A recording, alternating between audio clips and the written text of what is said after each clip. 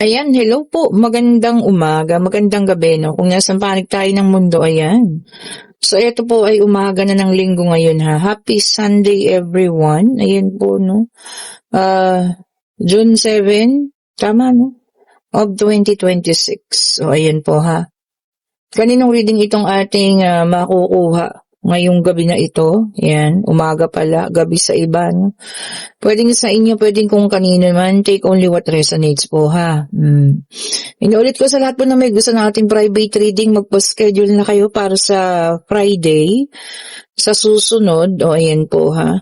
At sa lahat din na may gusto ng ating mga bracelet, magsi-order na kayo, ha. At tayo magpapadala sa Monday po, ayan. Sige, tignan na natin. Meron tayo ritong Queen of Pentacles. Okay, sige. And meron din tayo rito Knight of Pentacles. Okay po. Ayan ha.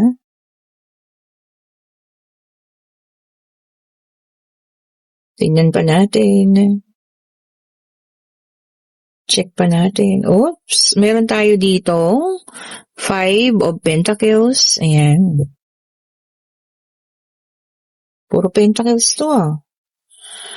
Meron din tayo ritong Two of Cups. Ayan, lumabas ang ating Two of Cups. No?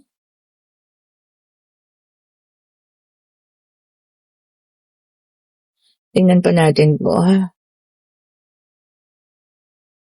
We have here the Queen of Swords. Meron tayong Queen of Pentacles. Meron pa tayong Queen of Swords ha.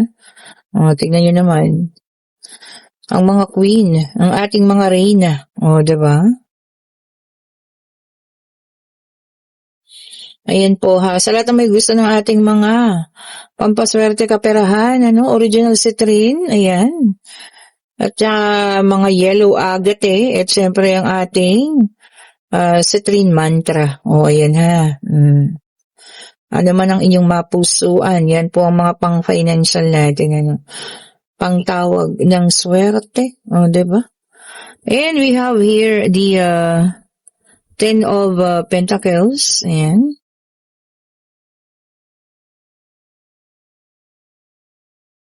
Oops, dalawa na ito. Ito yung nauna ha. Ito yung pangalawa.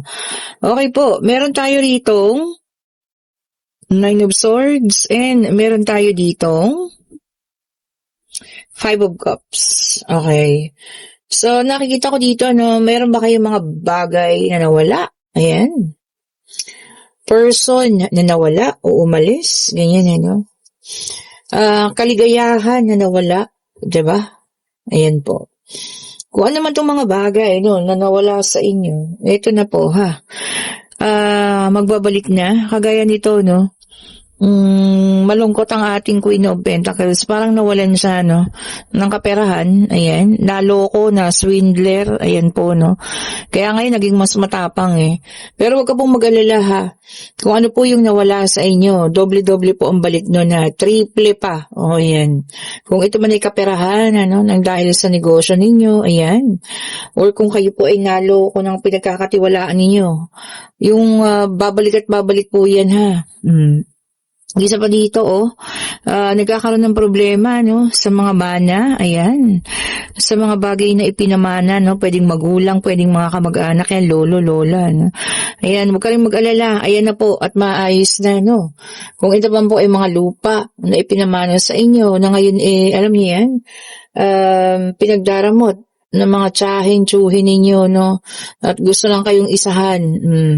Ito na po ha, huwag kang mag-alala at papanig sa iyong batas, lalo na kung ito po ay ipinaayos mo, sa mga abogado, Ayan na, tignan nyo, ang dami. So, ibig sabihin, makukuha nyo yung sa inyo, ha? Kung ito po ay mga pamana. Inheritance, ayan. Kung ito man po ay pinaglalaban ninyo, na parte ng mga magulang ninyo. Ayan na rin po yan, ha? At ito naman, nawalan ng mahal sa buhay. Ayan, umalis. Ayan. At kayo iniwanan, Maari, siya po ay magbalik. Okay po. Maaaring siya po ay bumalik, Kung sino man tong inyong taong umalis sa buhay ninyo. Pero kung ito man po ay magbabalik, maaaring sigurong pag-isipan pa, Pag-isipan, ayan. Siyempre, hindi na naman din gano'n kadali yung sakit na dinulot sa inyo, no? Pero ito po ay magbabalik. Sabi ko nga lahat ng mga kung ano man, bagay, tao, pangyayari, no? Na nawala sa inyo ay babalik at babalik po ng siksik, o, di ba? At mas marami pa. Kung ito man po ay tao, baka maaaring magbalik ito na meron ng pagbabago rin naman. O, meron tayo dito ang isa, 5 of Cups and 2 of Cups. Ayan, kalungkutan. So, ibig sabihin nito, no, yung masayang pakiramdam, yun yung nawala sa'yo, napalitan ng kalungkutan. Huwag ka pong mag-alala at babalik po yan. Kung ito po ay dulot ng isang tao at nakasakit ng sobra sa'yo, ibig sabihin may paparating din bagong tao na magdudulot na sa'yo ng sobrang kasiyahan naman. O, 'di ba? So, alam mo yun, kung ano yung mga nawala, babalik at babalik, ano? Triple, doble, 'di ba? Kung financial man ito, siksik pa yan, liglig at umaapaw po. Maniwala, magtiwala, ano? At palaging manalangin sa Panginoon po. Oh, 'di ba? So, ayan na ha, magbabalik na po ang lahat ng mga nawala po sa inyo. Sige, tingnan pa natin ha. I-check pa po natin.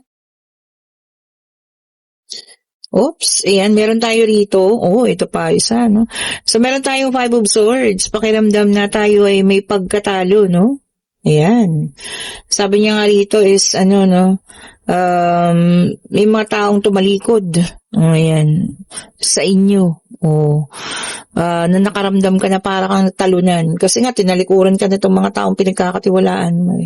Huwag ka pong mag-alala, magbabalik yung mga yan, ano. Pero, siyempre, hindi mo na kailangan pang, ano, kausapin o entertainin, di ba?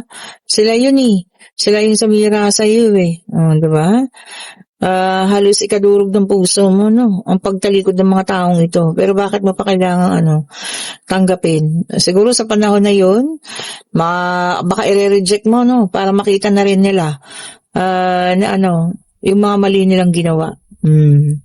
And meron tayo ditong The Empress. Ayan. Sabi niya naman dito, no? Beauty, naku, ibig sabihin nalosyang ka ng mga panahon na yun. Oh, ayan na po, magbabalik na ang tunay mong kagandahan. Oh, baka yung mga panahon na yun may kasama ka, no, nakaka-stress sa tao, oh, di ba? At ito, tinuldo ka mo na at inayawan mo na talaga. At ito naman ang kapalit, oh, di ba? Ang pagbabalik ng iyong kagandahan, oh, di ba? And we have here the Ace of Swords. Ayan. Ito yung mga ideas, no, maaaring ninakaw sa'yo, mga plano mo. O ayan, ano, sa isang proyekto, sa trabaho, no. Bigla-bigla magbabalik daw po sa'yo yan. At mapapatunayan mong ikaw ang may ideya, ikaw ang may plano ng mga ganyang bagay, ano. O, huwag ka pong mag-alala. Hindi maglalaot madali. Sabi nga, mapapatunayan mong ikaw ang gumawa niyan. Oo, di ba naman? Ayan ha, tignan pa natin. Tignan pa natin, ano. And we have here the Page of Pentacles. Ayan. Itong maganda. Kung mga dati, puro bad news ang parating. Ito na, good news na. Oh. So, the reverse na, no. Wala na yung mga negativity. Puro good news naman daw po ang parating. Which is good. Diba? Ganun talaga ang buhay eh. Talagang paikot-ikot lang po. Alam mo yun, kung medyo hindi maganda yung kinalalagay natin ngayon, manalangin, ano? Humingi ng tawag sa Panginoon, awa. O, diba po, no? At ibabalik na sa'yo lahat ng mga nawala. And we have here the Queen of Pentacles. Ayan.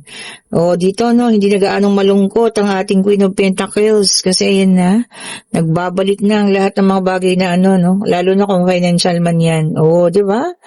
So, wala nang kalungkutang nararamdaman ng ating Queen of Pentacles. Maaaring rin yun, ano?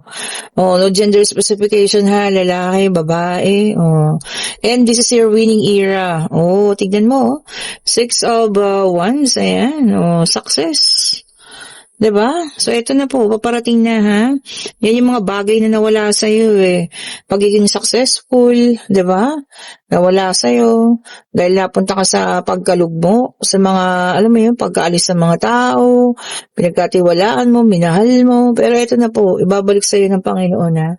Sabi ko nga, no, kung marunong tayong magtiwala at maniwala, bakit hindi? Diba? Ibibigay niya po sa atin yung mga bagay na yan. Oh, diba? Ang ganda.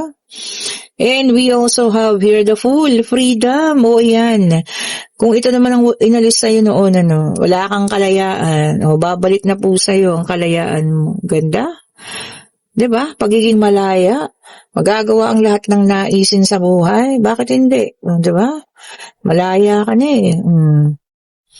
And we also have here the Eight of Cups. Ayan. Sabi niya rito, self-discovery. Yan, mas marami kang matututunan at malalaman tungkol sa sarili mo pa ha. Kung dati, nalimit yung mga kaalaman mo dahil sa, alam mo yun, wala kang oras, dahil sa pag-iintindi mo sa ibang tao, ito na po ngayon. Mas makikilala ang sarili. Sabi nga, mas maraming madidiscover at mas maraming malalaman po. Ayan, kinuha ko tong ating pangatlong deck of cards. Ayan po. Ito po yung pwedeng sa inyo, pwedeng sa kanya, pwedeng kung kanino man. Diba? Take only what resonates pa rin, tignan natin, I-check pa po natin.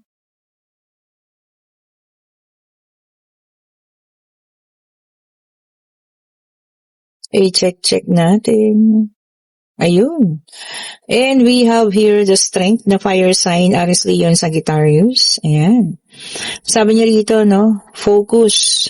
Ayan. Baka iba sa inyo nawawala ng focus na didistract. Baka may distraction sa inyo ngayon dyan ha.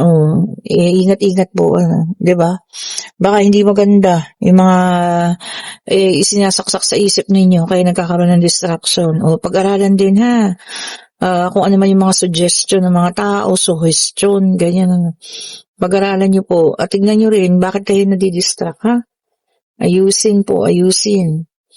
And we also have here the Seven of Wands, sa fire sign ulit. Ayan, Challenges. May mga parating pong challenges, ha? Ayan. Pero alam nyo yun, makakayanan naman. Diba? Kakayanin at kakayanin po ang mga challenges na ito, ha? And meron tayo dito, the Empress Earth sign, Taurus, Virgo, and Capricorn. Ayan, naka-reverse ang ating the Empress. Ayan, yung iba sa inyo, nakakaranas ng anxiety. Ayan. Parang kalungkutan, ganyan. Alam niyo, sabi ko nga, hindi yan, biro-biro, diba? Meron talaga mga tao nakakaranas ng ganyan. Sana kaya intindihin natin, At kung, alam niyo, kayang tulungan natin, mga anxiety attacks na ganyan. Four of Swords, air sign. So, meron na tayo ditong fire, earth, and air. So, si water yung kulang, And dito naman po, meron sa inyo mga, recovery. Ayan ha. Pwedeng recovery from pain sa mga sakit na nararamdaman, emotional. Ayan. Pwede ring recovery from the pagkawala, pagkaubos. Diba? So, nakakabangon na. Mas maigi, diba? Mas maganda po yun. Diba? And we have here the Knight of Swords, air sign, Gemini, Libra, and Aquarius. Ayan. Naku, ito na pa ang mahirap, Yung iba sa inyo, nagkakaroon ng burnout. Diba? Napapagod. Sabi nga pwedeng magpahinga, diba? Paulit-ulit kong nilalagay dito. Yan sa atin sinasabi. Na kung may nakakaramdam kayo ng ganyan, magpahinga po ha. Bago magkaroon pa ng diwang karamdaman. Diba? Kasi ibig sabihin niya, kaya nararamdaman niyo yan, yung katawan niyo na mismo po ang bumibigay. Diba? Six of Swords, air sign ulit. Ayan. Dito, sabi niya rito, relationship ending, pagtatapos ng isang relasyon. Hindi naman natin mapipigilan, 'di ba? Lalo na kung desidido na silang dalawa, 'di ba? Maaaring yan ang mga makakabuti sa ibigay, 'di ba po, Pero kung kaya pang ayusin, bakit naman hindi, 'di ba? Pero minsan talaga merong mas kailangang maghiwalay, alam niyo yan, para maging mas maayos, 'di ba po? And meron tayo dito, Page of Wands, ayan, fire sign na naka-reverse, okay po. Tapos dito sabi niya, creating conflict, may gagawa ng sa inyo, conflict. Kumbaga ito po taong gagawa ng gulo, Tapos ang gagawin niya, magpapabiktim yan. O, di ba? Na parang ilalabas niya yung sarili niya na wala siyang kasalanan. O mag-ingat po kayo sa mga ganitong tao, ha. Yun po ang ugali ng isang traidor. O, di ba? Parang may kilala akong ganyan, ha. O, di ba? Mag-ingat po kayo, ha. Kasi alam niyo yun, gagawan niya kayo ng isang senaryo. Tapos para mapalabas lamang na siya yung biktima. Pabiktim nga eh. Okay po? And we have here the Eight of Cups, water sign, Cancer, Scorpio, and Pisces. Okay? Abandonment or pag-iwan. Pwedeng ikaw rin, iiwanan, maaring sobrang toxic na, kaguluhan. Hindi na talaga kaya. Pwede rin trabaho mo ito na talagang, alam mo yun, sobrang nahihirapan ka na, hindi ka na natutuwa. Siyempre sa trabaho, mas maganda yun nagiging masaya tayo, di ba po? Mas maganda yun nagiging mas maayos tayo. Kaysa dun sa, di ba, alam niyo nagiging na siya, toxic, di ba? Kasi hindi na healthy yung environment. No, di ba? O ayan, pwede na kayong magtanong ha, pag-ibig, pangyayari, financial. O ay, ang bilis naman. O, lumabas na agad. Pero hindi pa naman nakita. Takpan ko lang ha. O ayan, pag-ibig, financial, pangyayari, kung ano man ang gusto nyong malaman, Ito na siya, lumabas na po siya agad. Ang bilis. Ito na. At no po ang sagot. Ang ilan po talaga sa inyo ay meron ng tatapusin, Relasyon, ayan po pwede. Trabaho na hindi na kinakaya, O pwede ring, tawag dito, magsasalita na dun sa mga sitwasyon na hindi na kinakaya. Kumbaga magbo-voice out na ng damdamin po, Which is tama rin naman. Hindi rin po maganda yung lagi na lang tayo nakatahimik at tinatanggap natin yung mga sinasabi nila, tungkol sa'yo, kung ano man yan, So, minsan kailangan din natin magsalita. Alam mo yan, para marinig ang iyong side, di ba? Para malaman nila kung ano yung tunay mo rin namang nararamdaman. No po ang sagot ha, kung ano man yung tinanong ninyo. Kung gusto niyo po ng ating private reading ha, para po sa Friday, mag-chat na kayo. Nandyan po yung link sa comment section. I-click nyo lang yan. Ako lang din po makakausap ninyo. At kung gusto niyo natin mga bracelet, ayan, kagagandang bracelet, Andyan din po yung link. Click nyo lang yan ha. Wala rin iba kayong makausap. Ako lang. Ayan po. At pabango, nandiyan pa rin, At syempre po, pa-share, pa-like, pa-subscribe, and hit the notification bell kung nagugustuhan niyo po ang ating mga reading. Ulitin ko, kung may mga bagay na nawala sa inyo, ito na po, ibabalik at ibabalik na. Hindi lang bagay, ha? Tao, kung ano pa man, sitwasyon, pakiramdam, emosyon, ayan, babalik at babalik na po sa inyo. Thank you so much po. Have a great morning. Ayan po, stay safe po sa lahat. Bye-bye po sa inyo.